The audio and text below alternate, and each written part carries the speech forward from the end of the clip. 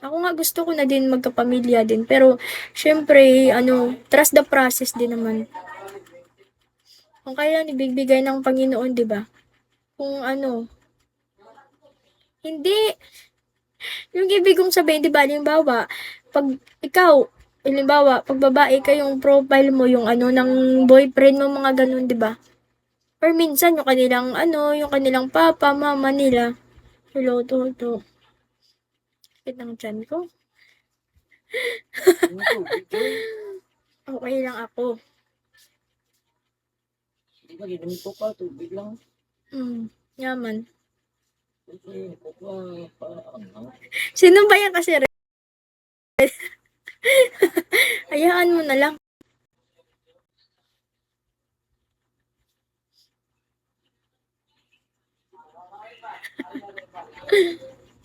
Ina-appreciate lang naman nila ako. Okay lang yun. Salamat sa pag-stay nyo sa live ko, ah. Na-enjoy ko talaga, kinakausap nyo ako, eh. Kahit boring man akong kausap.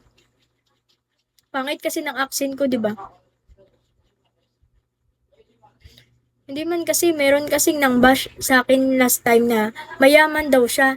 Hindi niya na daw kailangan na maging host.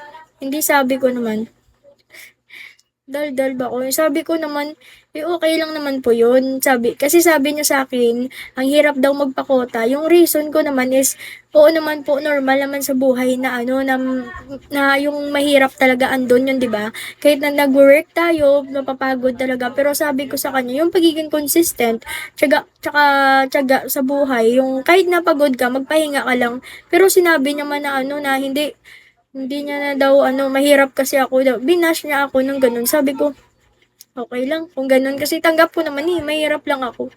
So, wala namang ano yun. Oo, Ilongga ko red. Bakit?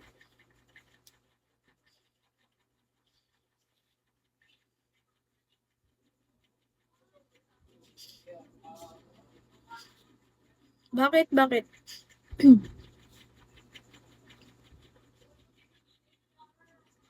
So, Tel, andyan ka pa ba? Ba't di ka na, hindi ka na nagsasalita dyan ah? Baka busy.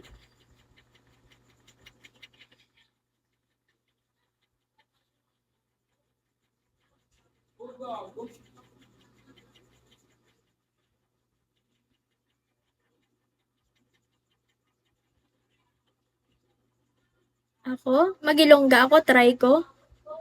Nasiyahan na ako pag narinig ko yung accent ng Ilongga, Ilonggo. Hindi naman naka-up. Ay, okay, so Tel, sige. Gusto mo mag-Ilongga ako? Sabihin mo lang kung ano yung ano ko, ano ba tawag dito? Kung ano gusto mo Translate. translate ko. Pag halimbawa, ganito naman, no? Yung accent lang. Gusto mo. Okay. Salamat.